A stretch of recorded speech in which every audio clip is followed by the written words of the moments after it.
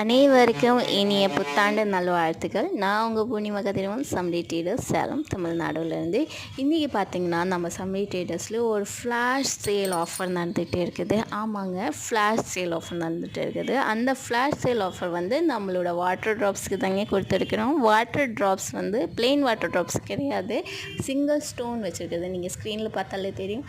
இதில் வந்து நம்ம சிங்கிள் ஸ்டோன் வச்சுருக்கிற வாட்டர் ட்ராப்ஸ் தான் கொடுத்துட்டு இருக்கிறோம்.